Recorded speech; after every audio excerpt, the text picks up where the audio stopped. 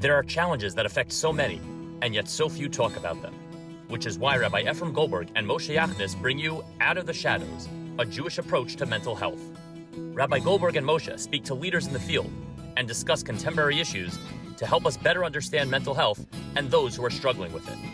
On this inaugural episode, we are joined by Dr. Norman Blumenthal, Director of Trauma, Bereavement, and Crisis Intervention at OHEL Children's Home and Family Services, Rachel Tuchman, a licensed mental health counselor, Dr. David Pelcovitz, a world-renowned expert, and the Gwendolyn and Joseph Straus Chair in Psychology and Jewish Education at the Azrieli Graduate School of Jewish Education, and Elisheva Liss, licensed marriage and family therapist who specializes in helping individuals and couples improve their quality of life and relationships. We hope you find this episode meaningful and helpful, and be sure to check out the show notes for resources. Moshe, this is a really exciting moment. You and I have worked together so closely and for so long, and the opportunity to collaborate with you, Boca, Raton, Synagogue, and Onward, and to expand our Adopt partnership and to try to bring this conversation through a podcast. I'm really, really excited to be working together. Yes, good evening, Shavua Tov, good vach. We are really eagerly as excited. I think it's going to be so helpful for so many people, really to instill hope and some practical understanding of a very complex and confusing topic. We want to express our gratitude to AB and Ariane Weinpearl, members of the Boca Raton Synagogue, who tragically lost their son, Jonathan, a beloved, amazing young man, and took their pain. I'll never forget, at the funeral, AB pulled me aside and said, Rabbi, I want to put resources into making a difference. I don't want anyone else to suffer pain. And they've done that through Onward, Boca Raton Synagogue, through this Adopt. And this podcast is just the next step of doing that and making that difference that we know already is having an impact on people's lives. So a big thank you to the Weinpearls. Yeah.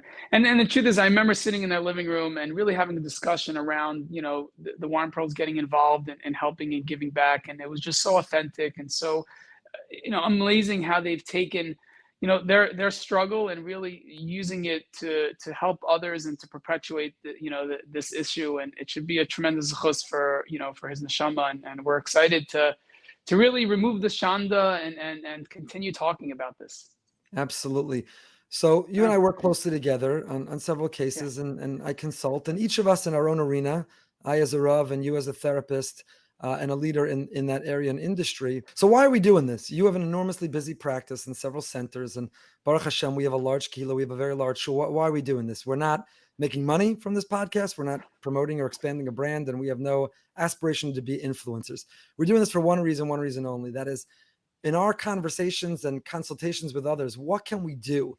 We're seeing an explosion of mental health challenges, mental illness. One of the issues we'll discuss, the difference between the two.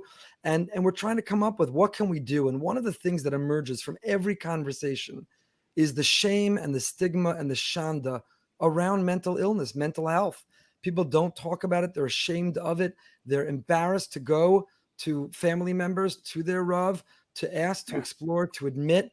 And the more that we can have these conversations, the more, as the name of our podcast suggests, people come out of the shadows, then the more that they can be helped. And Moshe, you've told me that. So talk little bit about where shame hides and what happens with it. Yeah, I mean, we always say in the rooms, shame dies in public. And when people can build enough confidence and comfort and security around their struggle, that's the beginning steps towards the recovery process, towards the resolution. And what's amazing is there's so much sophisticated talent in our community, our broader community, our macro level community of the solution. I think we've done a tremendous job on the awareness side of things as far as, that there are challenges that exist. And, part of this agenda is to really help people understand that there's a roadmap, there's a solution through continuing the conversation and through exploring various different channels. They can find serenity and peace and work through whatever's going on, whether it's an acute, comprehensive, very sophisticated challenge, or whether it's a baseline anxiety that is affecting their functionality on any level. So we're excited to bring on various different guests over the next year or so with very specific platforms that they themselves have. One of the things that we've seen just in our centers to be able to get a kind of like a high level representation from communities like Los Angeles, like Chicago, New York, New Jersey, Cleveland, Toronto, Eretz Yisrael. We see people coming from these markets and from these places. And we're in touch with different leadership and askanim and therapists and rabbis, and we're noticing certain trends, certain patterns, that there is still a stigma around these issues. And there's, through those conversations, we're also identifying there's tremendous amount of help available. So the agenda here is, in a very humble way, to really continue the conversation, bring it to our homes, bring it to our Shabbos tables, have a very clear understanding that through talking about it, we can really chip away and find the resolution. We're not romanticizing mental illness. We're not celebrating it. What we are saying is that it's real and it's here, and there's no one's done anything wrong who has it. And the same way you wouldn't sit in judgment if you saw somebody with a cast or a bandage. If they wore their illness on the outside, you would jump in to say, how can I help? Do you need help walking or carrying those books, or can I carry your coffee? This is invisible, and that's a big part of it. And there's shame connected or attached to it. And if our conversations and our podcast episodes one by one will tackle different topics: anxiety, depression, ADD, OCD, and others, and each one to bring an expert in that area and to talk to people who are going through, have gone through, and solution-based. What can we do? Action items, not simply to wallow in it, not simply to validate all that's important, but to actually talk about practical things that we can do. That's our goal. Our goal is to validate that you've done nothing wrong, we've done nothing wrong, those who are going through it. I could tell you as a Rav, as a rabbi, I could tell you as a regular person.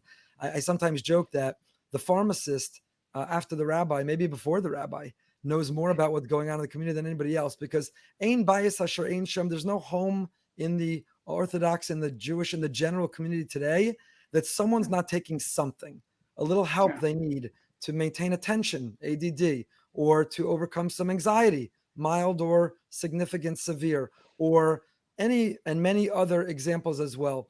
But people are still apprehensive and hiding when they pick up the prescription, or they take the medicine, or they send their child to camp or to yeshiva or seminary or school, or on shidduch resumes.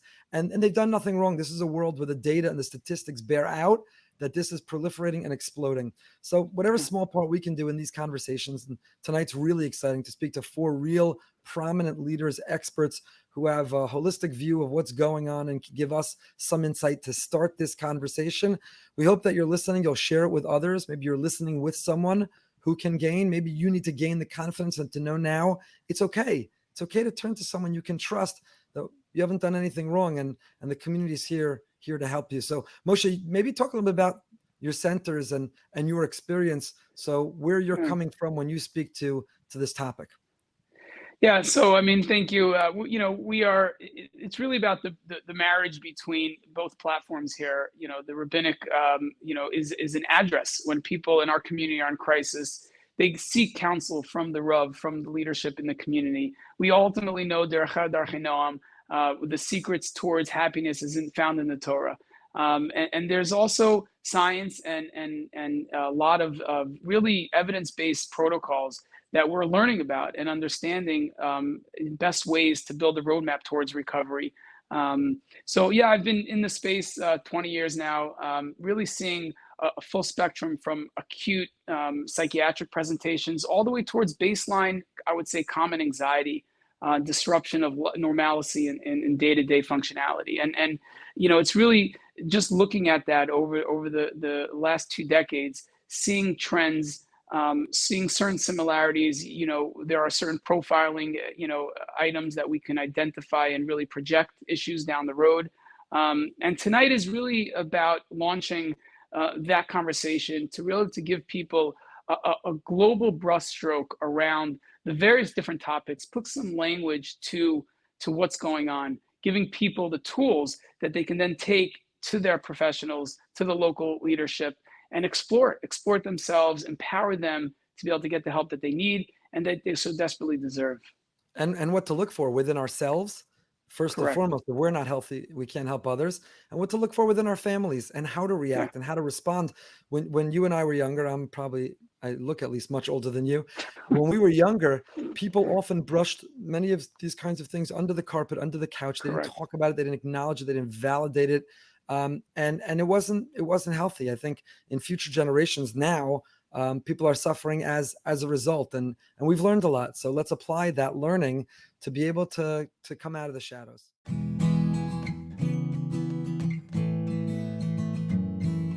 great honor to be joined by Dr. Norman Blumenthal. Dr. Blumenthal, thank you so much for sharing your wisdom and expertise with us as we launch this new podcast and try to expand the conversation about mental health and taking the stigma away. You are synonymous, not in any one location, but really nationally and internationally in helping communities dealing with trauma and crisis and major mental health issues. So our first question for you tonight is, Sure. in your experience, how prevalent are mental health issues in the Orthodox community, the Jewish community? Is this something which is still an outlier? Is it a minority? Have mental health issues, to whatever degree and whatever level of challenge, have they really spread? How have it changed in your career or over the last several years? Can I say decades? What have you seen are the trends in the expansion of mental health issues and the presentations of it? Well, if we talk about my career, it's been huge. I mean, it's gone from a time when people looked at it askance and thought that, we can just through religious observance, we can avoid mental illness or psychiatric conditions, to a real recognition, to the point that you can go to a Nefesh conference today and there's Streimels and there are people from every walks of life working in the field of mental health. Torah Masora has its Mashgichim program that Dr. Pelcovitz and I teach, which is training the Mashgiach in basic mental health, counseling skills, mental illness. So there's been a huge change. I'm not going to say there isn't still some stigma, and certainly we live in a fishbowl, and people are very more self-conscious probably in our community about how they appear and how their family appears than in other communities. But we've made tremendous gains, really huge gains. That's in how we're addressing it. What about in terms of how it's being presented? If X percentage of every class had kids with ADD or adults with anxiety, that data and the statistics show that we have multiples, right? It's exploded even before Corona, and certainly COVID accelerated it. So are you seeing that, and how do you see that within our community? Sure, I think it's in every community, but we're seeing it in our community. We're not immune. I think what's happening, and I think this might be the sort of colossal change that I think is already begun and probably going to see more of, is that I think the whole paradigm of the provision of mental health services in the community is shifting. I wouldn't say it's changing, let's say it's shifting. The old model was one of you identified the person in the school, in the workplace, in the community that had a mental health issue, and you make a referral. The level of problems, particularly in schools, but even in the community, especially with anxiety, and especially since COVID, is escalated so much that instead of identifying the individual and bringing him to the mental health professionals are going into the community. Mental health professionals are going into the family.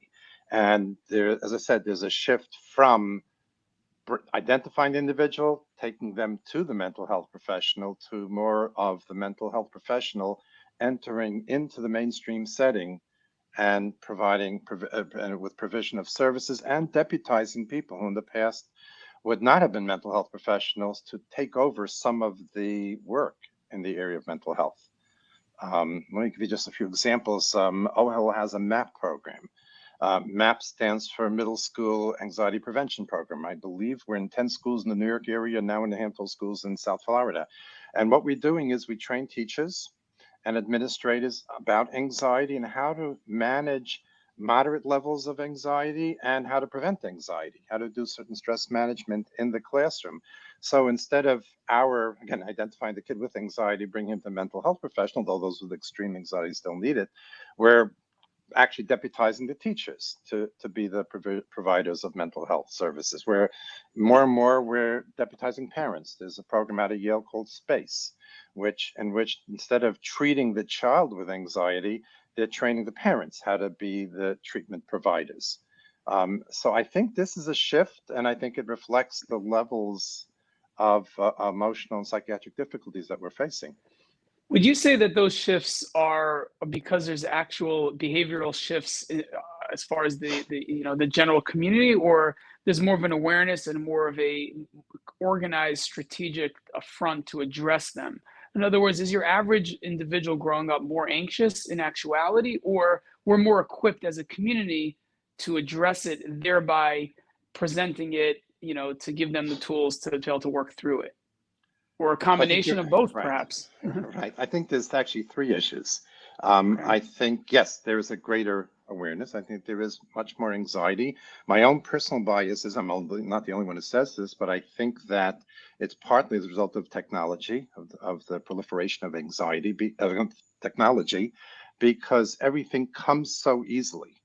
Everything is so tailored to us through technology that we've lost the coping mechanisms, and we're finding that we have to actually, in a very didactic way, train children to manage difficulties that many in the past, let's say when we were young, we learned through the school of hard knocks, social skills. Nobody taught us social skills when we were a kid. We learned them after we got beaten up 3 times.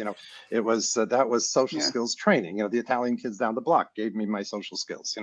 But today we train children in social skills because everything sort of comes to them. The other issue that I think is specific maybe to schools, and I think it's very important, is that we don't need teachers anymore to be the purveyors of information.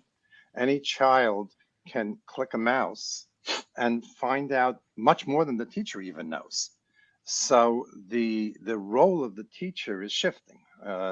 First of all, technology is part of the classroom, and many, certainly from the more modern schools, there's computers and teachers, and they're going back and forth. But I don't need the teacher to tell me who won the Civil War. I can ask Siri. So therefore, the role of the teacher is changing, and the teacher is getting much more involved in the emotional well-being and the social well-being of the children. They're still educating, they're still teaching children how to use this medium, but their whole role is changing as well. So we're piggybacking on that, and we're telling the teacher, okay, this is anxiety, this is depression, this is OCD. If it's really out of hand, send them our way. But if it's manageable, or if you see it, in its incipient stages and can exercise an element of prevention, here's how we do it. And that's, I think, the shift that's taking place. I think it's for those 3 combined reasons.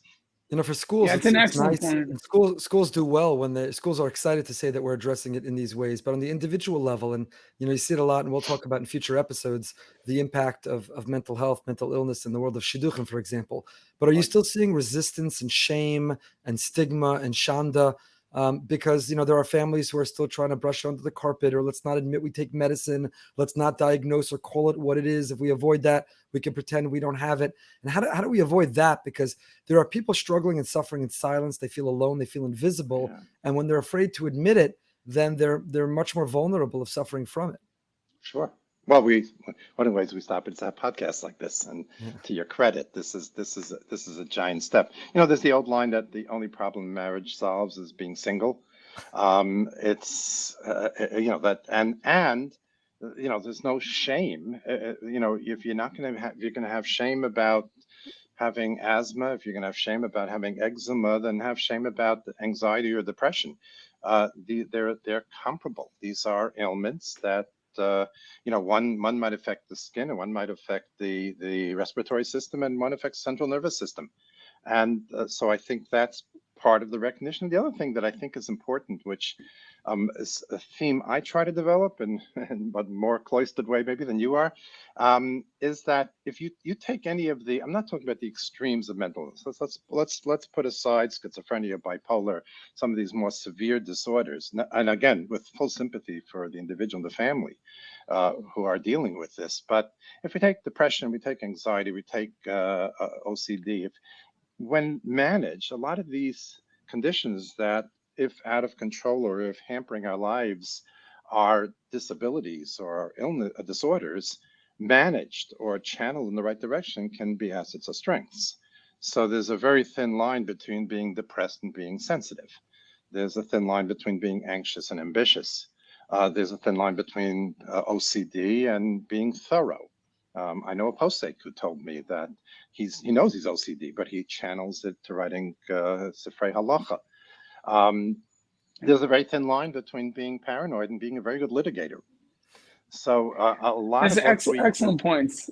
I mean, can you talk a little bit more in detail about how an individual can differentiate between, something like an OCD or being, proficient, or anxiety and being productive, et cetera, et cetera? Can you talk a little bit about how an individual can identify for themselves, or a loved one or a family member, so they themselves, is there like a self-check way practically for an individual to get some clarity around these very complex topics?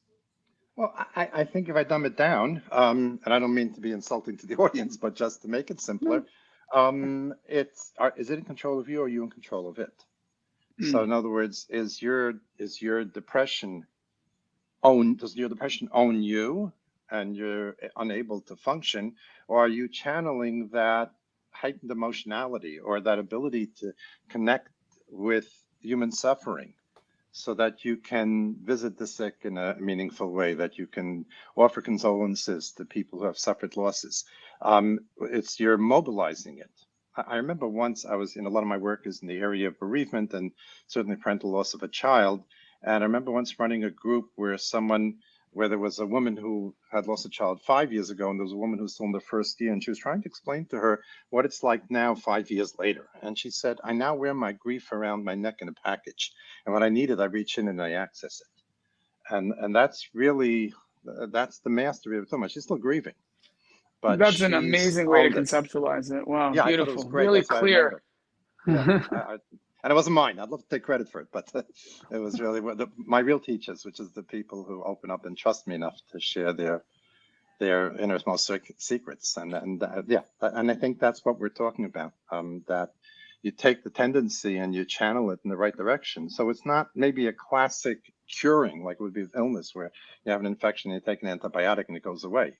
We take it and help you understand it, master it, and use it in a constructive It's fashion. interesting. We definitely see that, so much of that in the recovery, when it comes to recovery from Sure. addiction, where it's that the power of self and the ability to hone a skill set and channel in the right direction, the Hmm. perseverance, the work ethic.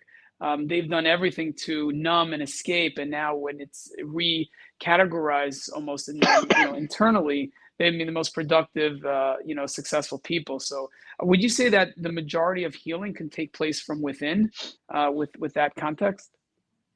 Well, healing, it's interesting. Almost all human growth is an interpersonal endeavor. Mm. It's very hard to sort of grow on our own. We don't, sometimes I tell people that, I'll give it a simple example. You go to the store and buy a suit and you stand in front of that three-way mirror. You can't believe, so my nose is that big. We don't even know what we look like. It's through our interaction with others that we learn about ourselves and that we can experiment with growth. So yes, it does come from within, but it's usually prompted and nurtured. And in the personal Yeah. context, that's why therapy is interpersonal nature. It's funny you mentioned addictions. That one of the questions I sort of pose sometimes when I teach the smicha students at YU is the masmid an addict? The guy who just can't tear himself away from Sfarim, who suffers Tisha B'Av morning because he can't get near his Sfarim. Is he an addict? Now, I can get in a lot of trouble for saying that, but I'm just saying, again, it touches upon how sometimes the very same tendencies channeled in the right direction can be a strength. You said something extraordinary to me. The example you gave about wearing it around the neck and taking it out and it's so important for our podcast and our goals for the conversations we're going to have as we tackle different topics, is that these aren't necessarily issues or presentations that are going to be solved or cured. They need to be managed, right? So where's the bar and where's the goal? The goal is not to declare that you're illness free or that you've conquered it or that it's gone. If you think it is, you're probably very susceptible and vulnerable to getting it back. The goal is, does it own you or do you own it? Are you managing it? Is it managing you? Which is such a different bar and it's such a different goal to set at the beginning of the conversation. And it seems to me it's one that can be accomplished. It's a standard that a person could try to pursue, is that, right? I'm not trying to cure. I'm not trying to make sure it's gone. I'll never live without it. How could that be? So why bother starting versus, yeah, this is a part of my life. I'll live with it. But, there are people with diabetes. I have someone in our community who has diabetes and gives himself insulin shots as he does an Ironman competition at least once a month. So you could have diabetes, manage it, and be in much better health than people without it. Question is, are you managing, which is such a different paradigm for how you're addressing. And for our audience who are struggling, be it anxiety, be it something else, is you don't have to dream of not having it. You just have to dream of being in control of it. Right. Channeling it. I tell my patients all the time, I'm not going to change you. I'm going to make you better at who you are. And that's what I do. I can't change people. And then it could actually be, it could turn into an ego strength, actually, and they can use that ability to persevere as as an internal kind of building block for further challenge and deeper work as they continue to process and work through those different areas. Sure. Wow. Absolutely. Again, and it makes it then, again, it's not a denial of who you are. It's Correct. just taking who you are and putting it where it belongs, sort of. If I could ask you one last question, I know you work a Sure. lot in trauma.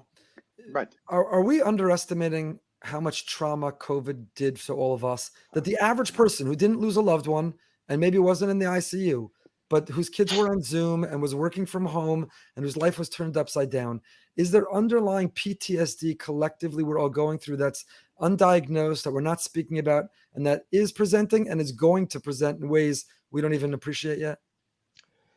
It's a loaded question. In fact, it's interesting. There's a new book that just came out by George Bonanno, who's a prominent grief specialist out of Columbia, and it's called The End of Trauma. And he challenges how much we define things as trauma and how much of it is really life stressors or challenges. And are we over pathologizing some of the challenges that are posed in life? I do believe that COVID has been a game changer in many ways. I think it has changed our perspective on health and the provision of health. For some people, it's even changed some of the trust they have in the government. I'm not going to go there, but for many people, in terms of how it was managed, it has changed their perspective. Let's say in terms of the government overseeing our health, and that the people have feelings about that, which of course I'm not going to take aside. Certainly remote provision of services, telehealth, providing therapy over Zoom, having business meetings over Zoom, not having to be in the actual vicinity of where you work. I think that has changed as well. I think our vulnerability. I believe that before COVID hit, I think there was a certain invincibility we felt because of technology and all that we can do. That we can pick up cell phone and talk to somebody at the other end of the world, that we can get on the computer and just maneuver and manipulate things. And we felt invincible. And I think it would be unthinkable that would be any kind of illness that we couldn't very quickly figure out how to solve very quickly. And the fact that it really shut down the world for a significant period of time has humbled us, and I think has sort of made us feel, and maybe that's some of the anxiety and some of the tension that we're seeing, that we're not as, with all the advances we've made, we're not as invincible as we thought we were. Beautiful. Rabbi, Doctor, another beautiful framework in thinking about trauma, and it's probably a podcast unto its own, is not necessarily the traumatic experiences that destroy people, but it's the relationship with those experiences. And if we can kind of pivot or rewrite the relationship with those events, it could empower a person. It could really help them, move through it. So sure, that's great. No, I think there are going to be some very positive outcomes as a result of. It was unfortunate to have to be an illness and with so much death and devastation, but I think there will be, the world will be in many ways. I think already it's starting to happen. A better place as a result of what we went through. I know for myself, for example, half my practice today is remote. That would have been unthinkable before COVID, and it's forced me to rethink how do I provide therapy as a two-dimensional image, and it is a change. It's a different type of therapy, and I'm not finished yet. It's a process I'm going through, as all my colleagues, I believe, I'm sure you're going through, Moshe, but it'll come to the point where we're gonna perfect that, and that'll broaden our capacity to reach people in remote places, and make connections that in the past wouldn't have been possible. And that's probably one of the silver linings. Yeah, seeing the positives. It's a healthy way to try to recover. Dr. Blumenthal, thank you for your experience, your wisdom. Thank you for your time. And we're looking forward to continuing these conversations around these topics in future episodes, and we appreciate it. My pleasure.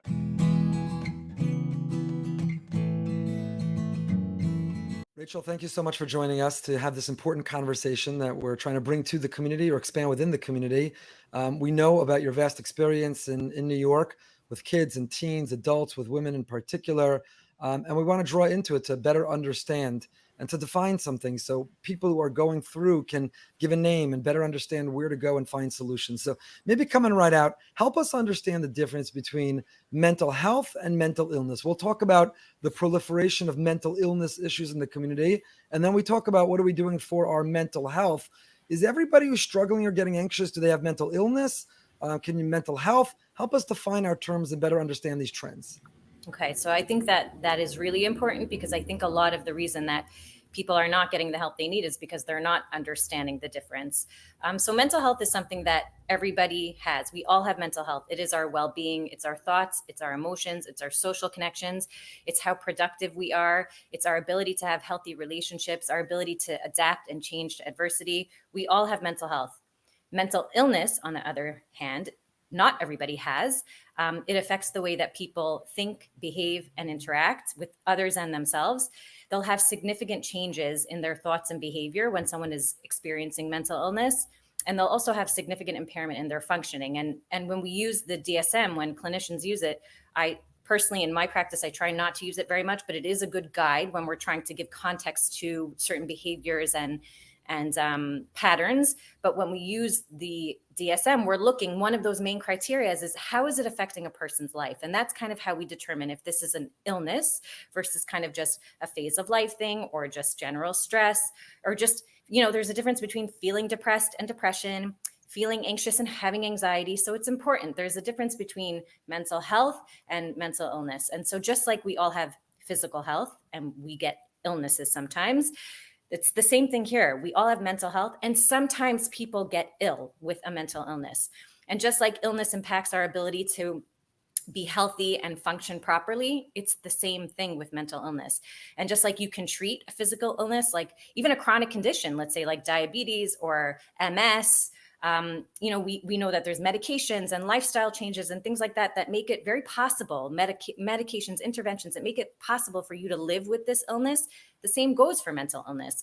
So you can be someone who has bipolar or schizophrenia, a mental illness, and you go to therapy, you take your medications, you make sure you manage your stress, you make sure you get that sunlight and movement, and you actually perform better or manage your life better than someone who does not have a severe diagnosis. They don't have a mental illness. And I think that's important for people to know. Mental illness does not mean you fail in life. It does not mean you cannot function. It's something that could definitely get in the way, just like if you don't manage your diabetes or your MS or your chronic, your cholesterol or whatever it is. It's the same thing here. It's important to know that poor mental health can lead to mental illness, right? If you're more susceptible to it, if it's in your family genetically, right? There's a huge genetic component. It's something to be mindful of, that it could manifest later in life. But again, if we understand that, just like a medical condition can be managed with proper medication, and going to the doctor and saying, hey, like, here are my symptoms, here's what's going on, and we can get the right treatment. I really want us to see mental illness in the same way. Let me just jump in with a quick follow-up, Moshe, before you come in, which is, how does a person themselves know? How do they know if they're generally mentally healthy, just anxious because it's the high holiday season, school has started, there's all kinds of pressures, or whether in fact they're confronting a spike, something more significant, which is diagnosable? How would a person sense that themselves?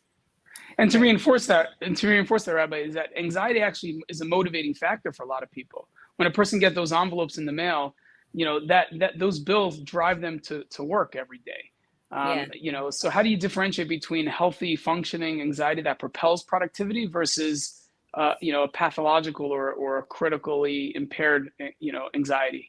Right. And that's such an important point, because yes, anxiety, I often tell clients that I work with anxiety, the goal is not to get rid of it completely, because anxiety serves a protective function. Yes, it gets you to prepare that speech. It gets you to practice before that game. It makes you look both ways before you cross the street. We want anxiety, but we want healthy levels of it. And by the way, even feeling nervous before school is actually a really healthy thing. But if your anxiety, let's say with the school example, you cannot get on the bus, you cannot get into school, or when you get into school, you're completely up in your head all day. Oh my God, I don't know anything. I can't learn. I don't understand what the teacher is saying. I can't handle homework. And so you get home at the end of the day and your mom or dad is like, hey, how was it? And you're like, I don't remember a thing. I couldn't pay attention. That's where we would say, I think that your child needs help. Or if you're in school, or if you're in your job even, and your boss is talking to you, and it's kind of like that Snoopy, that Snoopy character comic where he hears the person talking and it's like, wah, wah, wah, wah, wah. If that's what you're hearing at work all day because you're terrified about your job performance, so you can't even get your job done, I would say that might be a time where you're constantly ruminating and worrying. And I think also when you're worrying about things that are probably not even going to happen. And I think that's the difference too. If you're worrying, I'm nervous about school, I want to do well in my job, that makes sense. But if you're like, my boss is going to hate me, I'm going to get fired, everyone there is going to, make fun of me and laugh at me, I don't know that that's reality. And maybe that's something we need to explore. So it's about like the intensity. It's about the content of the thoughts.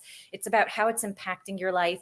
Are you still able to show up with that anxiety? Because that matters. And by the way, even if you're able to show up at work, but you're obsessing all day or terrified all day, I would say it's still worth talking to someone. What is it doing to your body to constantly be in that heightened sense of fear, fight or flight, those cortisol levels out of control? It's not good for you.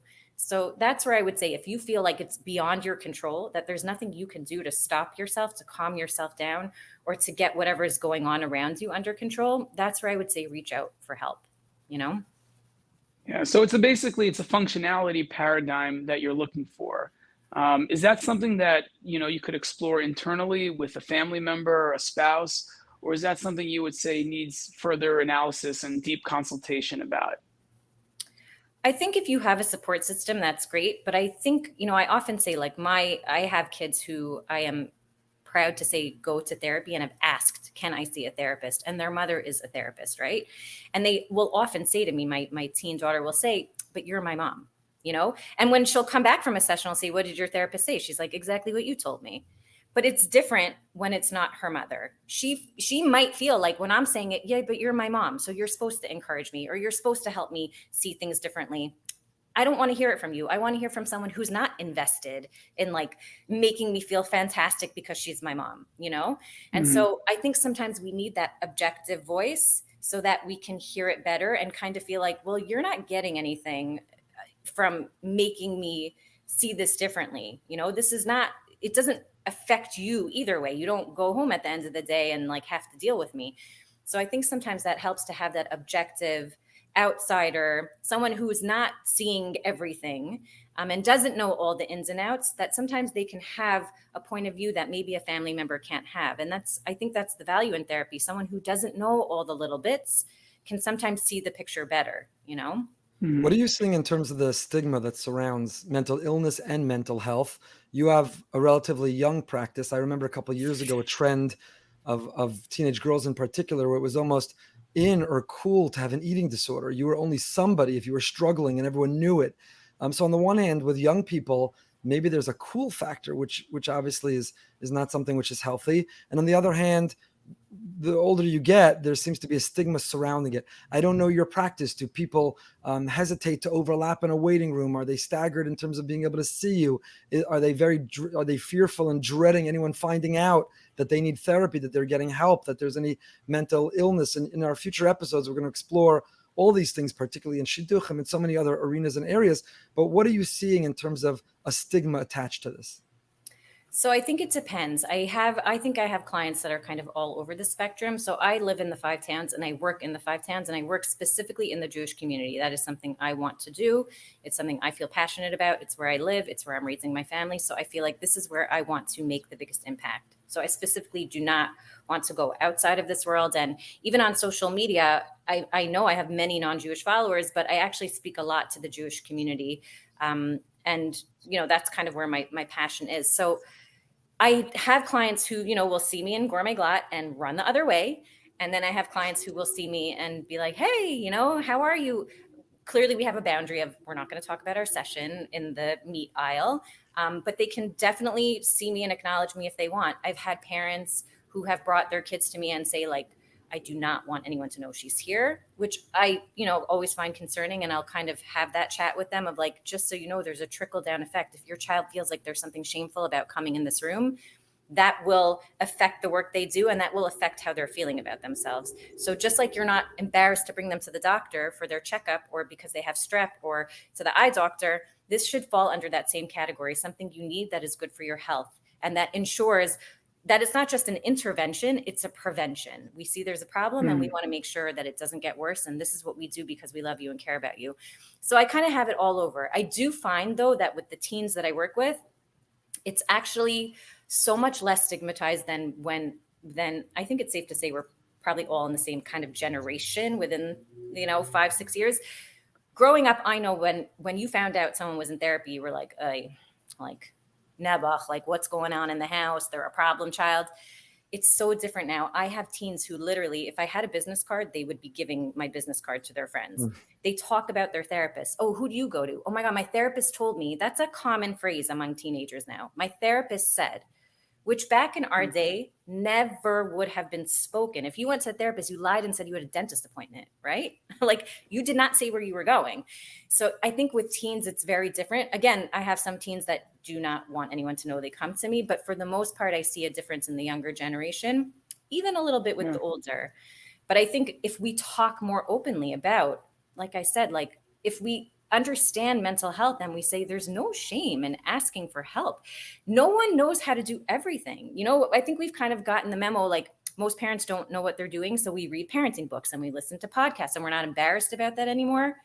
I wish we would feel the same way too about anxiety, dealing post-COVID, like my kid is a mess or I'm a mess or my marriage became a mess and I feel like I need help. I think that we're getting there very slowly. We definitely need more conversation. And I think this forum right here is such a huge piece of how that's going to happen. Open conversations with, I think also religious leaders, rabbis, people in the community that say, hey, I'm talking about this. I want to help. This is important. And I think that's something that we haven't done before, and we're starting to do. That's excellent. It actually dovetails into our second question for you today, this evening is what's the primary role of a community or of a rabbinic figure or educational institution in the context of mental health? What's their primary agenda? Can they do something differently or increase certain things that they're doing as far as policy to help that individual? You're working with the individual one-on-one. Is there certain trends or shifts that you're seeing more on a macro level? To create an environment, role of community in the context of mental health. Can you talk a little bit about that? So I think certainly with COVID, and I'm sure you've all seen this, we saw a lot more conversation about the impacts of mental health and even and halacha, acknowledging that, halacha, working around that, halacha, dealing with it, right? So I think that those conversations were very helpful in kind of helping people understand that in the Jewish community, this is something that we really do care about and we want to talk about. So I think rabbis giving shiurim about that stuff. And I know, Rabbi Goldberg, you do talk a lot about mental health. So I wish that there were more people that were doing that. I know in my community in the 5 towns in Woodmere, at the Young Israel of Woodmere, we definitely have a lot of it.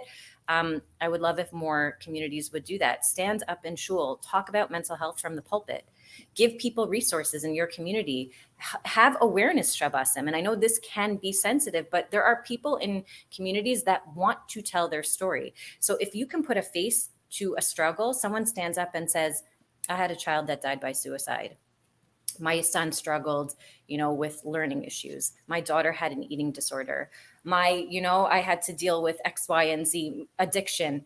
If we put a face to a struggle, very often I think a lot of people assume everyone's life is perfect except mine. Only my life is stinky. Oh, look at their gorgeous house. Look at their beautiful children. Look at their I'm lucky that every day, lucky, not lucky, double-edged sword, I see that people's lives are never what they seem. So I'm reminded every day that like what I have, I should be grateful for, and that people struggle. I struggle, everyone struggles. But I think people forget that. And so when they see there's someone that's just like me that I assumed has it better than me, but they're telling me that they had a struggle too that I can identify with, it creates this feeling of I'm not alone.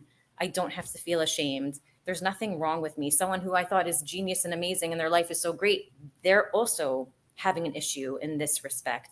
And I think that would be really impactful for people and open conversations, I just think that's something that communities can do to even remove stigma, talking openly about these things more is really the key, and I think also this is important that community leaders know where to send people when they're struggling, instead of, and I don't know this because I'm not a rabbi, but I understand that you wear many hats, and sometimes people will come to rabbis by default and they'll want kind of like a therapeutic relationship. And it's just not, A, in terms of time, B, in terms of ability. And I've had rabbis say to me, like, this is like way above, I can't do this. And so I say, give them names, have resources handy that you say, hey, this is an issue that I cannot help you with because I don't have the skill, but I want you to get the help you need. Here's this marriage therapist I know. Here's this, therapist who works with kids. Here's this to have that ability to be a resource for your community in that way also. I think it also relieves some of the burden for you of a lot of counseling that you don't have to be doing, right? I think up to a point, there's, some kind of guidance you could give. And then I think it's time for us to be able to give rabbis the permission or community leaders the permission to say, hey, I'm going to refer this out to someone who could really give you what you need. Absolutely. That's enormously accurate and helpful. Yeah. I know that when people come to me, I tell them I'm not trained, I'm not an expert. I will complement and supplement, and I want to refer you. And the rabbis, what we used to call, I guess our generation still knows, the Rolodex, but making sure that you have an active list. And Moshe for me is an enormous resource, helping me directly and indirectly, being able to refer me to give people referrals. But it's easy to come to the rabbi. The rabbi is in charge. There's no stigma to meet with the rabbi. In fact, people praise that. And the rabbi at the end of the hour doesn't punch the clock and say, I'm so sorry, our time is up. So it's easy. And that's where a rabbi also can get almost intoxicated on feeling I'm helping. And there are rabbis who slipped into that inappropriate position of almost somehow getting something out of how needed they are and the difference they think they're making. Absolutely. We need to empower to know when to refer, how to refer, what to offer when complimenting, when we are referring. These are all fantastic, fantastic suggestions. And we can't wait to continue the conversation in general and with you. Thank you for sharing your experience and your wisdom with us this evening, Rachel. Thank you. Thanks so much.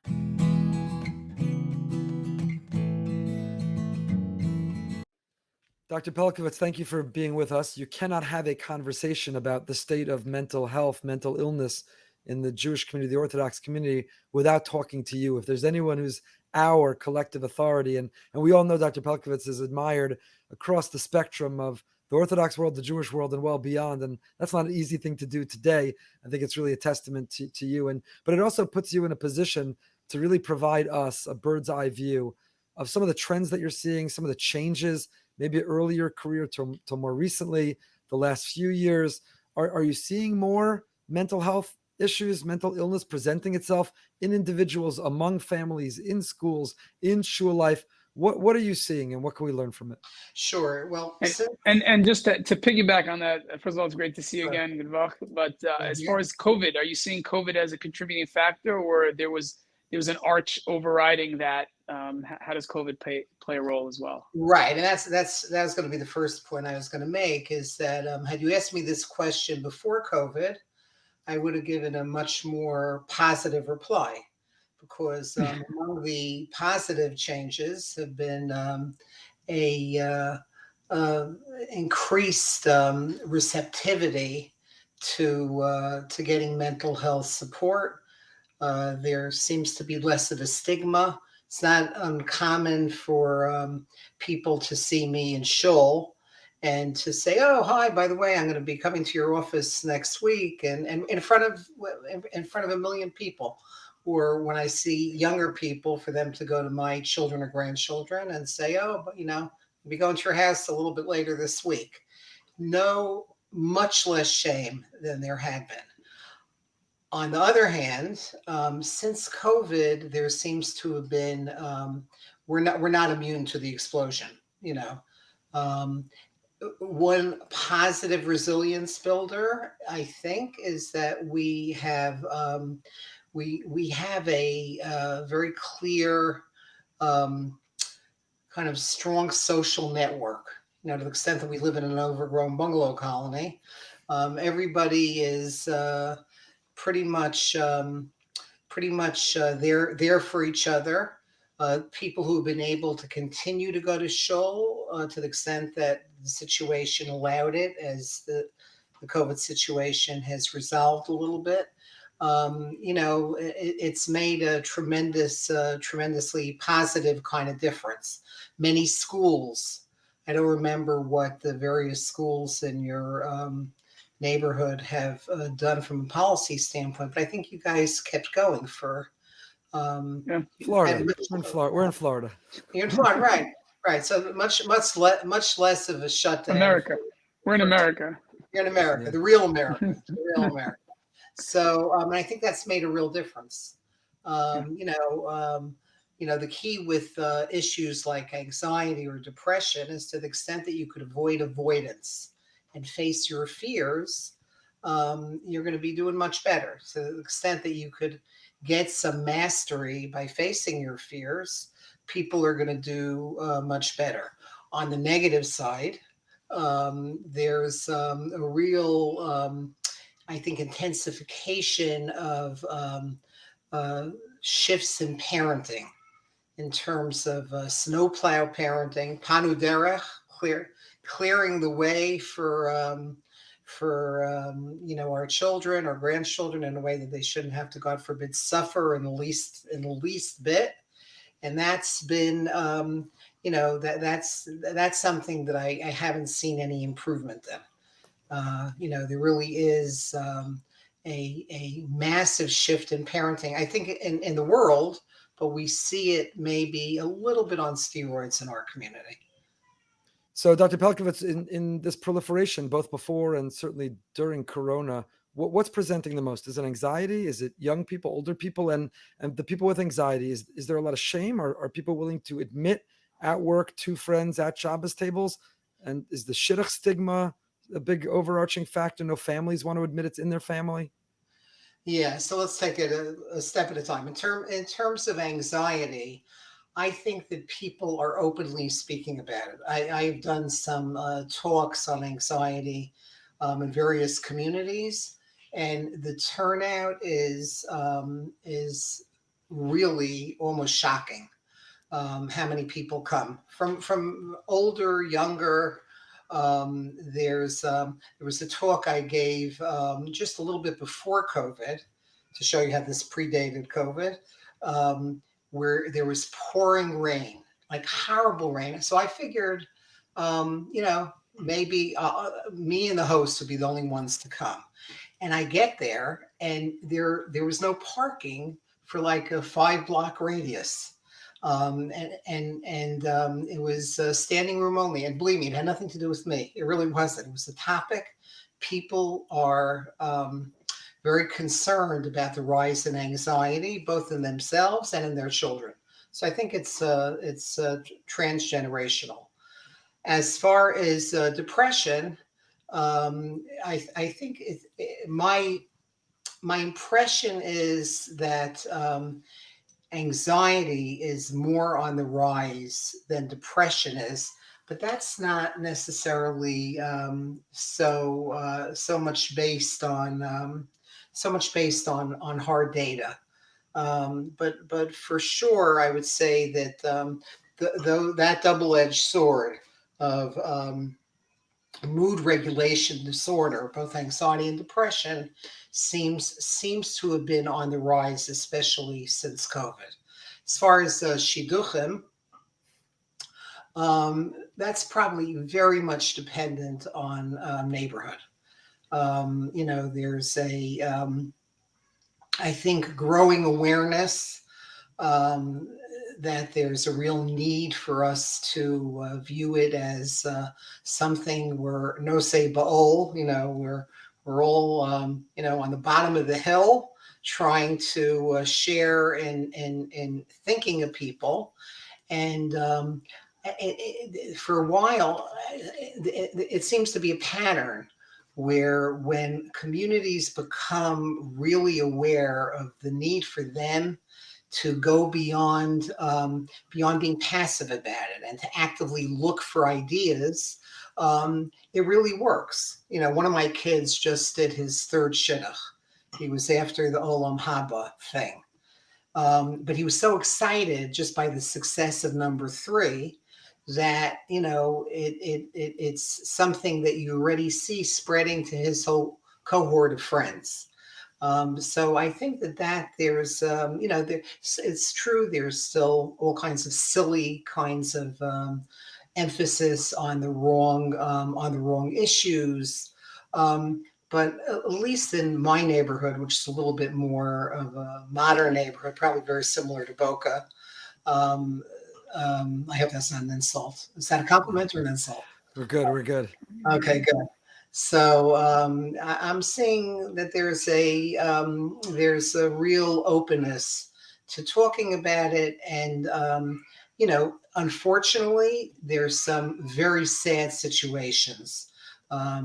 The head of Chevra Kadisha in the Five Towns once mentioned to me that he can't get over how frequently he has to do taharas on women who have never been married. Now, that might have been happening going back over the millennia, but it's just such a painful thing to hear that. It's a very complex area, but it's something that I think is definitely on the agenda. And to the extent the communities and people listening to this podcast recognize that this is something that, the olam haba you get for finding even one shidduch is unbelievable. To change the world that way. So, and it's just a matter of figuring out how to say what you need to say in terms of not being embarrassed about talking to somebody. Obviously, boys, it's men, it's much less of a problem. But for women, unless they have anxiety and are perfectionistic, we see that also. But for women in particular, there's a real need that we have to be able to move on this. Mhm. Do you think that we'll ever get to a point that people will see mental illness like physical illness? I'll never forget there was someone in our shul who had shared with me, he doesn't live here anymore, that his son, who struggled in school, some personality challenges, some learning issues. And he said to me, he said, Rabbi, he got picked on in school. The kids were cruel. Teachers were insensitive. He said, I often think if my son broke his leg and we were in a wheelchair, the other children would run over to carry the books to help him. The teachers would be flexible and understanding. But because his injuries were internal and invisible, because his challenges you couldn't see with the naked eye, he got picked on and bullied instead. And it broke my heart when he said that. And that's part of the goal of our podcast, and part of the goal of bringing mental health out of the shadows is that the same way you wouldn't sit in judgment with somebody who had, God forbid, cancer or diabetes or asthma, why are we sitting in judgment of people who are struggling with anxiety or OCD or ADD? And why do people have to hide that, apologize, be defensive, or feel any sense of shame around it? What can we be doing as a community to make mental health more like physical health? If I showed you a picture of somebody who was hurt physically, like you show a car door slamming on somebody's fingers, you would automatically wince. You wouldn't have to think about it for a second. Or if I show you a lid of a piano smashing on either a kid's or an adult's fingers, immediate wincing. It requires absolutely no effort whatsoever. But then I showed the same group of people a video of people who are being socially excluded, or being, in a group of kids on a WhatsApp chat. We're on a Friday afternoon.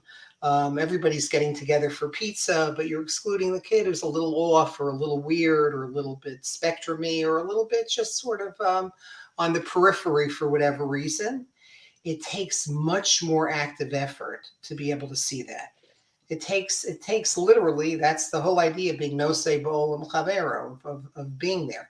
But what I find is that when I speak to groups of parents and even of kids about this and make them aware of the tremendous cost of exclusion, of bullying, and how it literally could scar somebody, some of the research shows, for a very long period of time. And you make them aware of it, I find that the average person is going to do their best to try to work on it.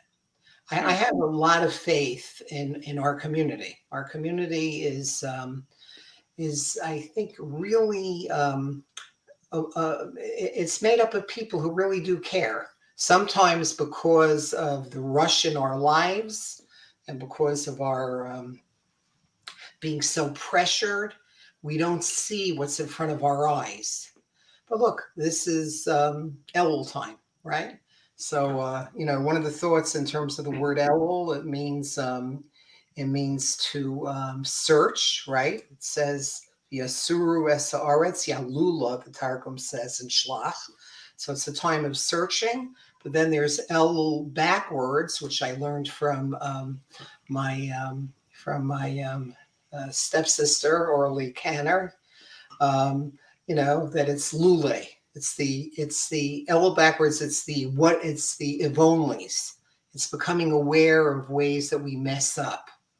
And now's the time of year to really think about that, to really think about how sometimes very simple kinds of awareness about how we either could save a world by being there and by reaching out.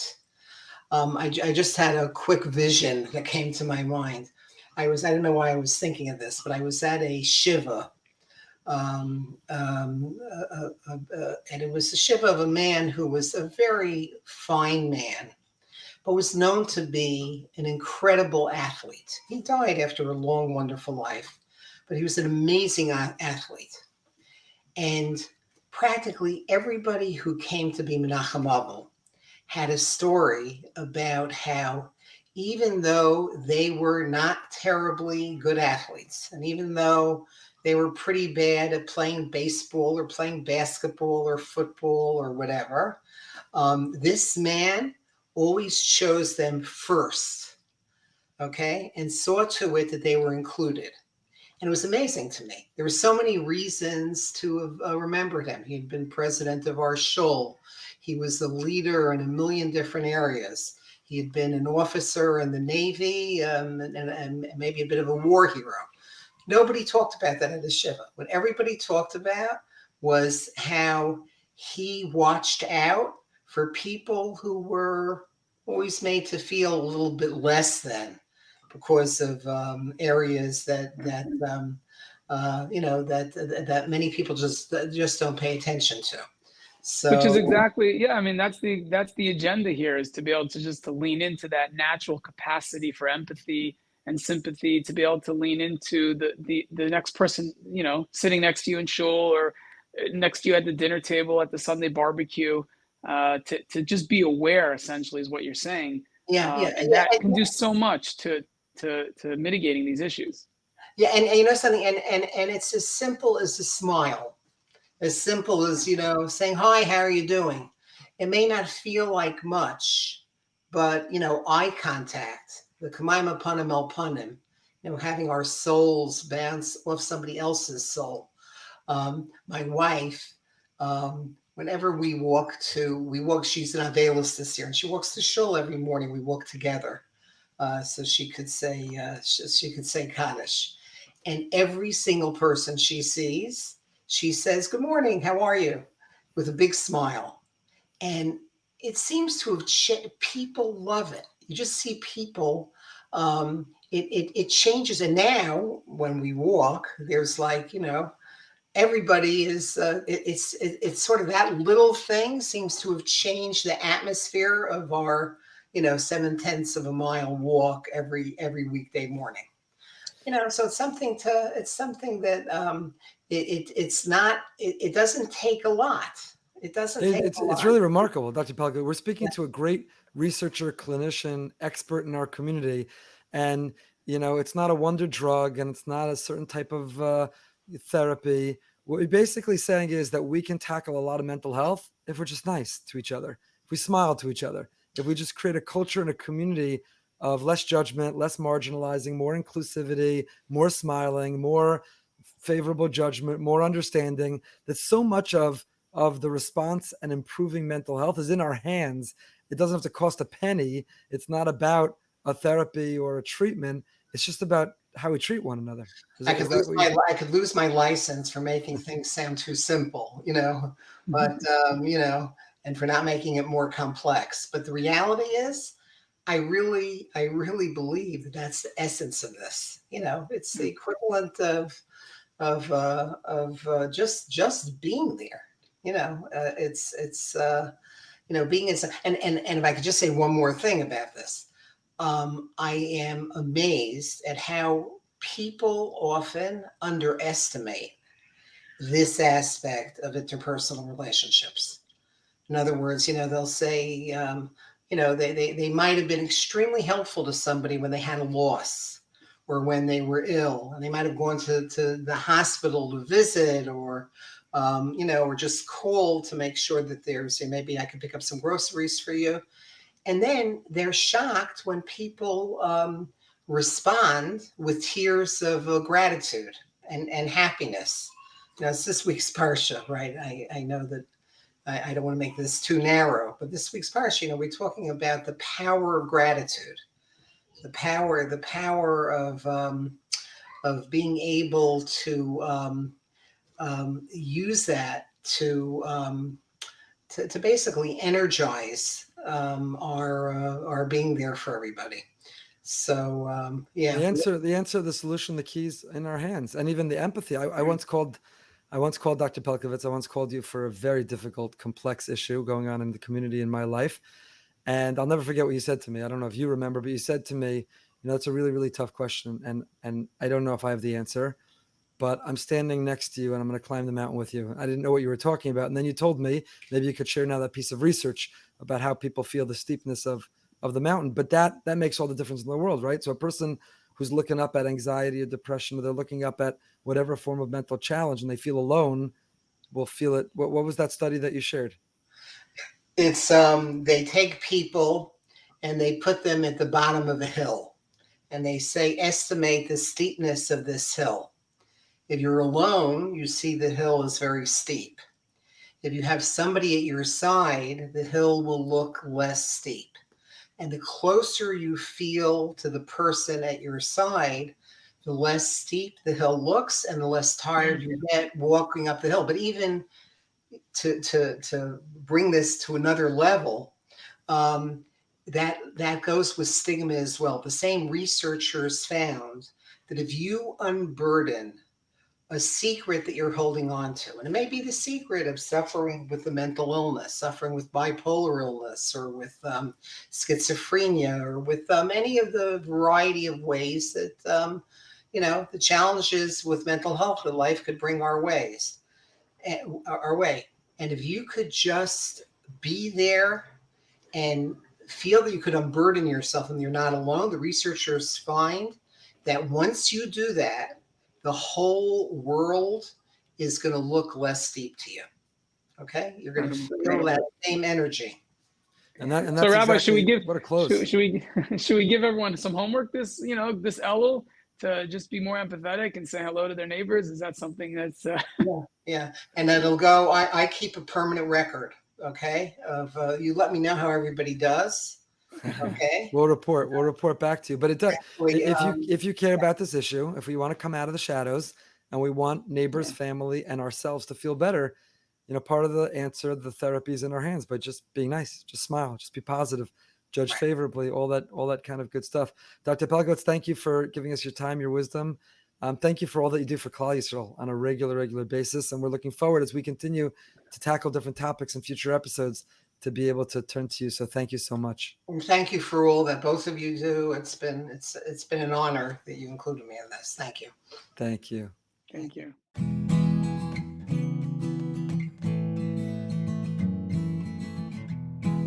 Elisheva, we're so grateful for your time. Thank you for joining us as part of this project on Out of the Shadows as we try to tackle mental illness, really more mental health without stigma or shame, and address some of those issues. And we've worked together and we've had the privilege to interview you before and want to tap into your wisdom. So thank you for being with us. The first question I want to ask is, talk to us about mental illness, mental health, specifically not only in the Jewish community, but the role of halacha, of Torah, of orthodoxy, of observance. Does the fact that we are so attentive to detail keeping kosher and Taras HaMashpacha and Yantif and Shabbos meals and all the area of halacha. And for some, they joke the neurosis or the Pesach syndrome. God forbid not to indict or say anything negative about a system that is elevated and enriched and empowered us. But how can we be aware at least of maybe why we're a little bit more vulnerable? Do you think it has impacted, and in what ways, and how could we be aware of it and respond to it? It's a very rich question. I feel like we could talk for an hour just on that question. I think, there's a story that Dr. Edith Eger tells at the beginning of her book, The Choice. I hope I'm going to remember it correctly, but it was something along the lines of a team of psychologists was sent to the DP camps. And if one of you read the book and remembers the story better, then please correct me. But I think one of the psychologists was describing how she was so concerned because there's no literature on how you treat people who just went through a Holocaust. There was, they didn't know what they were doing. So they figured, okay, they'll go and they'll try to help and they'll do the best they can without really, having a lot of research to back them up. And so when they got there, they start talking to these survivors, these, kind of gaunt, traumatized, shocked survivors. And they were fascinated to find that what most of them wanted to talk about were things like, a man would come and say, there's this woman I met in the DP camp and I can't figure out if she likes me back. The same human issues that people who hadn't just gone through a Holocaust had, were coming up. And that doesn't, not to mitigate the amount of trauma that came up for sure. But my dad, who's a psychologist, who I, love and respect very much in a completely biased way, but also he's brilliant, says that, sometimes I'll talk to him about a cultural issue that comes up and he'll sigh and he'll say, Chev, people are people. So, I think that our culture, our values, our priorities, our lifestyle becomes the stage on which a lot of our mental health concepts, struggles, experiences, and resources play out. Somebody sent me a clip once from, I don't know what show it is, but it must be like a contemporary TV show where there was a person who was acting very, very erratically. And somebody goes up to him and says, do you think maybe you should go talk to a psychotherapist? And the guy looks at him quizzically and says, I'm not a Jewish man. So I thought it was a cute stereotype, but we joking about it aside, we do have a lot of multi-generational trauma. Not to say that other subcultures don't. But I think that specifically because we care so much, we care so much about life and values and halacha and relationships and serving God and morality. We have very strong feelings, and these are generalizations. I don't know that I'm really a person who can make distinctions between, Orthodox public or even the Jewish public and the other, because the vast majority of my therapist career has been spent serving religious communities, mostly Orthodox communities, actually. And so I don't have really a great a great comparison, a great frame of reference to compare outside of religious communities. But from what I'm seeing in terms of the literature that's coming out there in the broader world, mental health, just like politics, just like social awareness, is polarizing. And so what we think about in terms of what's the point of life, how do we run our relationships? How do we temper the chesed and the gvura in terms of ourselves, our relationship to ourselves, our relationship to God, our relationship to relationships, what we expect out of relationships, is something that from communities are struggling with the same as, as the global community is struggling. I feel like I'm talking a lot. Do you want to interject? Sure. Yeah, no, it's an amazing point. It's just interesting because the experience of Yontif is really Pesach Seder. It's all about family system. It's all about the continuation of the legacy, et cetera, et cetera. And yet we see anecdotal research that post Yontif is when the pathology comes out. Preparing for the different Yom Tovim is when that, some of the OCD stuff comes out. So it's interesting because the way it was set up was really to tackle this head on and really to create happiness and simchas hachayim and all of that stuff. And yet at the same time, very often is when there's a focus on these experiences is when we're seeing an increase in challenges and in family fights, et cetera. Yeah, so you see it maybe more publicly in Yontif. We see it, I'm a couples therapist, so I see it a lot playing out around the Nida laws, around, going to the mikvah is a big OCD. It's like literally a whole workbook on tackling mikvah OCD, a lot of what they call scrupulosity, focusing too much. There's a beautiful tshuva by, I think, Rav Asher Weiss on, how to address the OCD in the realm of halacha.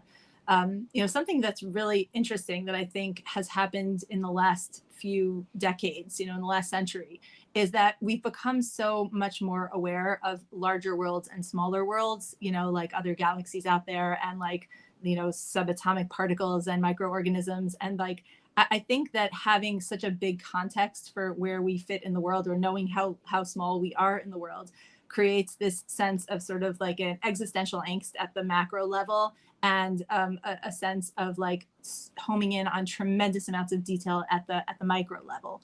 And we're seeing that, like, let's say a germophobia OCD, right, which is not specifically connected to religion at all, could translate into focusing on the minutia of halacha. Obsessional OCD, where people are, kind of like figuring out who am I, what am I, my relationship, like a philosophical, which doesn't specifically have to be religious, will translate into, let's say, I don't know if I said Shema properly, I got to stick around for an extra hour and a half saying it a few more times just to make sure. So you have, like, again, at the macro and the micro levels, people just kind of like thinking so much. And, the healthy version of that is, we want to be thinking and feeling and davening and working on ourselves and growing, but it can become a neurosis. And that's definitely something we want to watch. Can I ask you a very basic question? Because course. you referenced your work with couples, and it's really for both of you, but Elisheva, is a couple who's struggling or in crisis, where does that fit in the definitions of mental illness and mental health? Meaning, it may not be anxiety, OCD, ADD, bipolar, schizophrenia, the classic list of diagnoses or issues that people are facing. It's two otherwise mentally healthy people, but who aren't healthy together because they need counseling, sometimes intense, sometimes less so, sometimes real crisis. Is that a mental health or mental illness issue? Somebody who's seeing a therapist in that context? So it's a good question. Rachel Tuchman, I know you interviewed her for this also. And we talk about how part of what we hope and daven for as far as destigmatizing the topic, talking about the topic of mental health, as is trying to look at it as less of a dichotomy and more of a spectrum. Instead of like, well, there's the mentally healthy people and then the mentally ill people, right? We all exist along a continuum, right? The same way, like if you would use, it's not a perfect analogy, but you think about physical health, right? We don't think of people as there's people who are 100% physically healthy and there are people who are, 100% medically fragile, right? Most of us have bumped into some health issues along the way. Even people who are very healthy probably had like strep throat at some point, right? And maybe have little things, my feet hurt sometimes, things like that, that may have diagnoses, subclinical syndromes or bigger issues that we struggle with. And we go through tikufas, different time periods where it's like, oh, she has some issues with her back. She's considering getting surgery, working through different health issues. And you can be a basically healthy person who's going to see a doctor about a particular pain or, syndrome or condition or injury that you're dealing with. And it's not so different when we're talking about mental health. And I think learning to look at it from a more layered and nuanced and dynamic perspective, rather than like, oh, these people are mentally stable and those people who no they're struggling, that's not, I think that others people, kind of like makes it more stigmatized and scary. So just in terms of like redefining what mental health is that it's a phenomenon. Everyone has some mental health, and if we define mental as like stuff that goes on in the brain, right, like things that go on in our minds and in our hearts and our feelings, then we're all going to struggle with that sometimes, right? Sometimes we get angry about things and we want to calm down. Sometimes we get really sad about things and we want to cheer up. And it's not, my training is, I'm an LMFT, which is a very not clinical approach. It's a much more relational, systemic type of approach.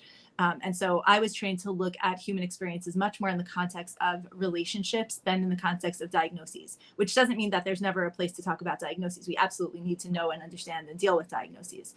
But when a couple comes for therapy, sometimes we're dealing with a specific individual diagnosis, right? So like one of the parties is having panic attacks and they're coming for couples therapy because the panic attacks and the anxiety are affecting the dynamic of the relationship or of the family. And so then the individual who's dealing with his or her own individual struggles needs individual treatments. And then the couples therapist comes in and helps like kind of navigate what's going on within the relationships. And then part of the relationship is what the mental health struggles are.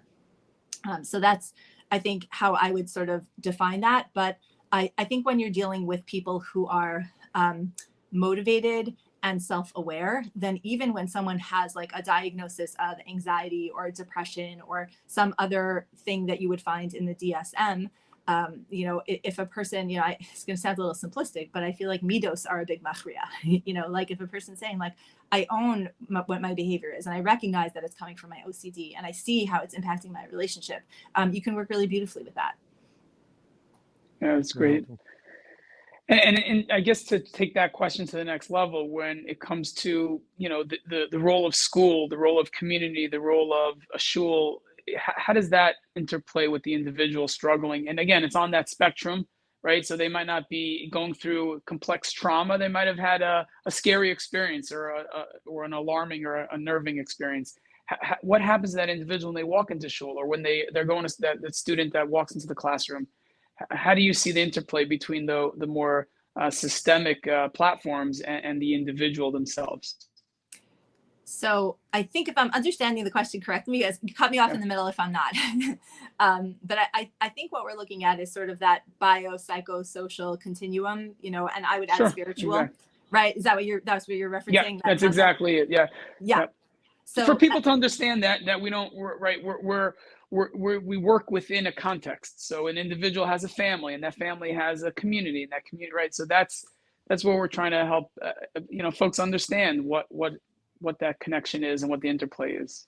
Yeah, I was actually recently doing an intake with someone who had a horrific trauma, and he said that after the trauma, what he viewed as even more traumatic was the denial and the lack of support and the victim blaming that he experienced when he came to he was a young person, and when he came to the adults in his life who were supposed to be there to sort of say, we believe you and we're here to protect you and we're going to confront the person who hurt you.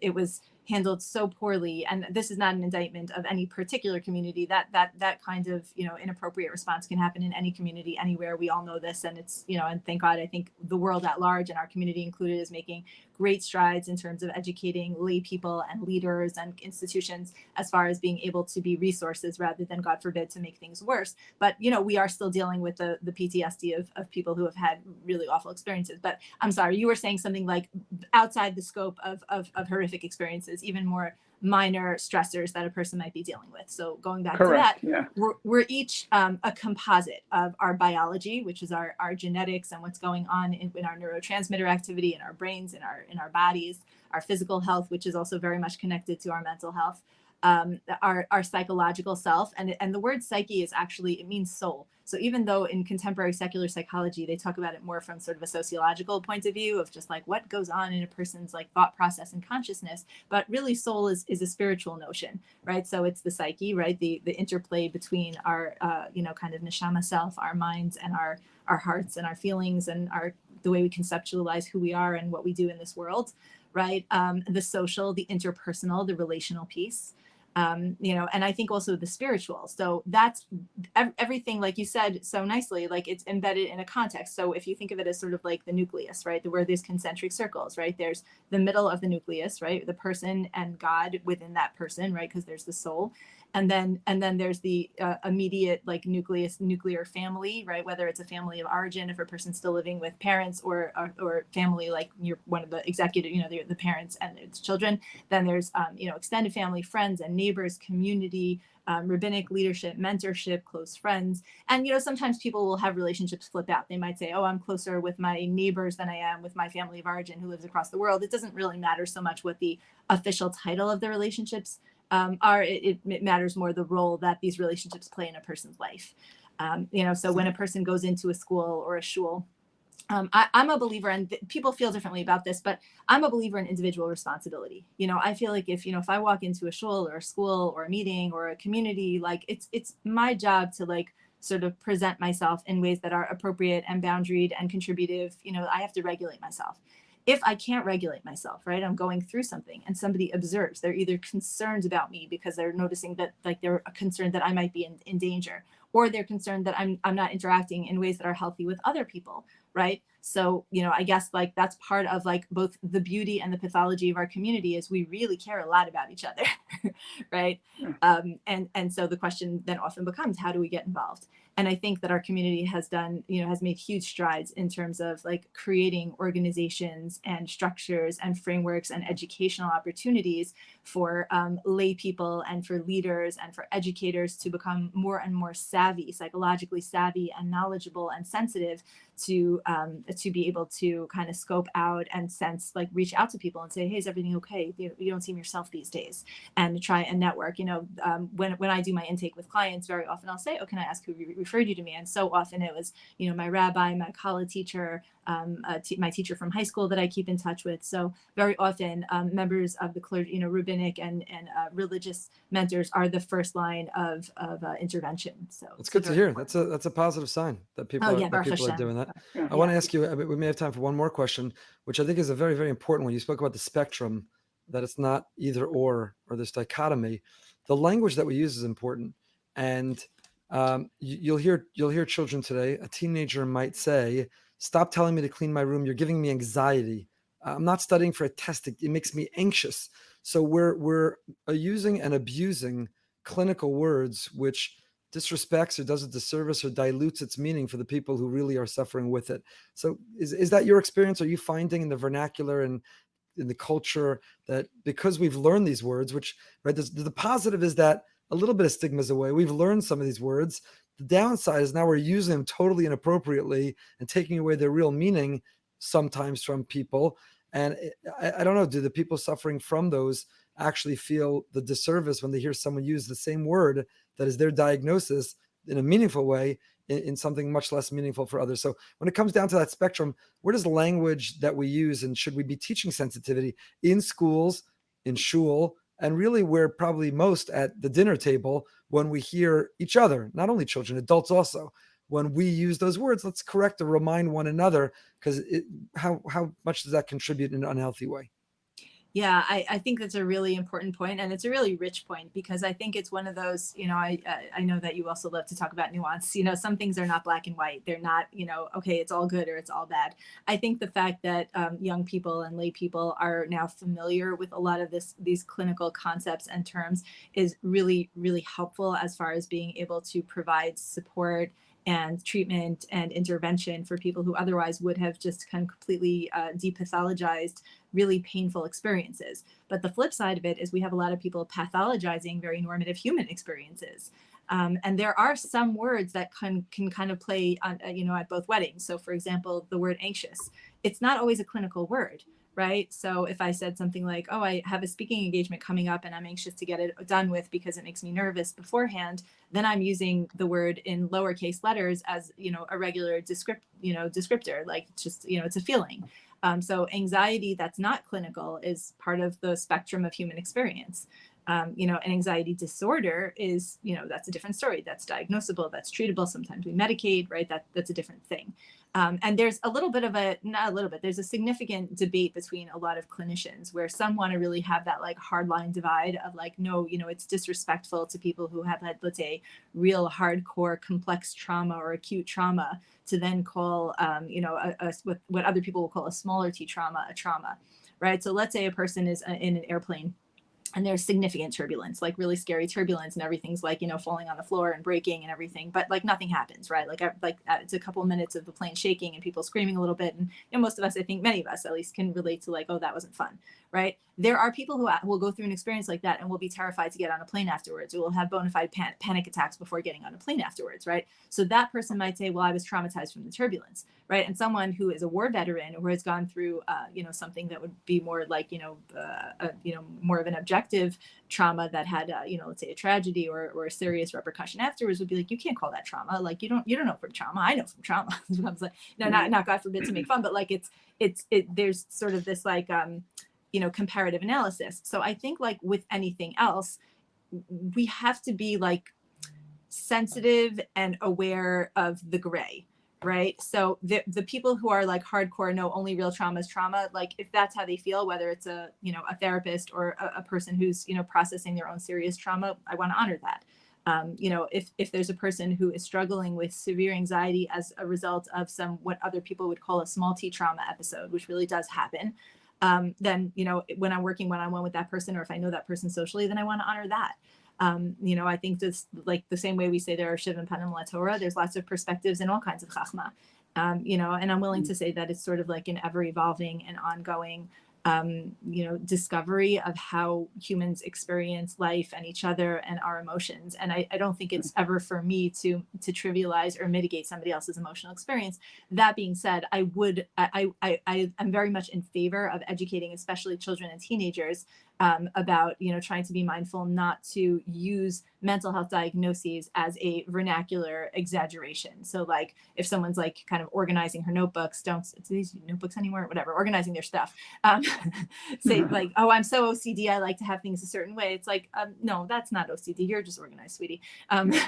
Right? Or or people will be like, oh yeah, I know, like she didn't eat lunch, she's probably anorexic. It's like, no, please don't call people anorexic if they're not, so I think that teenagers in particular are often prone to like use mental health terminology where they're really just trying to use regular adjectives, and that I would certainly discourage. The same way I would discourage people from saying like, oh my gosh, you almost gave me a heart attack. It's like, well, you don't know who had a cardiac episode in the room, so let's not use that. The language in general is worth being sensitive to and caring about. Absolutely. Yeah, reinforcing your point that it's a spectrum and there are so many layers to it. That's exactly, case in point. Elisheva, thank you much for your experience, your wisdom. We really appreciate it. So much to think about. And we're looking forward to producing episodes and conversations, and I'm sure we'll draw from your wisdom again. So thank you. Thank you for inviting me to be with Mazel and Bracha. Always good to see you. Amen. Thank you, Rabbi Goldberg. Wow, what a great episode. Such a beautiful honor to be part of this, and really a fantastic, practical helpful perspectives from everyone who shared this evening. I learned something from everyone, exciting. And they all came from their own angle. Everybody really tackled it, which was really the goal. Correct. And hopefully, people will really take this conversation back home with them. And obviously, Elul is a great time. It's a good opportunity to kind of reflect, set some goals for the coming year. But really, the solution is in our hands, and there's a roadmap for really a lot of these challenging issues and some of the softer issues that people are struggling with. So we're excited to hear some feedback and really encouraging everyone to do the homework and take the conversation to the next level, bring it home, explore with each other, with your loved ones at school, in the shul, and at the Shabbos table. Bring it up at the Shabbos table. Bring up mental health. We're not asking anyone to bring their, diagnosis, their chart, their medicine to the table, but just the topic, just making people feel comfortable. Let's work together to remove the stigma. So this is not a one and done. We know that in order to really make a dent or move the needle, we want to keep the conversation going and make people more comfortable and remove that stigma. So we'll be coming back to you next month. Moshe, what are we talking about next month? I think anxiety is relevant across the board. There's obviously so many different layers of anxiety, what's considered anxiety disorder, or what's an anxious thought that propels productivity. So we want to talk a lot about anxiety and help individuals understand their relationship with that emotion, what it is, and how it either motivates us or holds us back, and what we can do about it. And what you can expect, we're going to bring on, in addition to Moshe, other experts and people who themselves are tackling, have tackled, or learning to manage anxiety in life, so that we can learn from them, and for many people who listen, or for people that they know or love. So Moshe, it's a real honor and a privilege to be doing this together, and I hope it makes an impact. I know I learned a lot tonight. Absolutely. Thank you again for your time, and this partnership is wonderful. We hope you enjoyed this episode of Out of the Shadows. To help bring the show to a wider audience, please rate and review on Apple Podcasts. You can subscribe and find more episodes of Out of the Shadows on Apple Podcasts, Spotify, YouTube, or wherever you get your podcasts. For further resources, be sure to check out the show notes.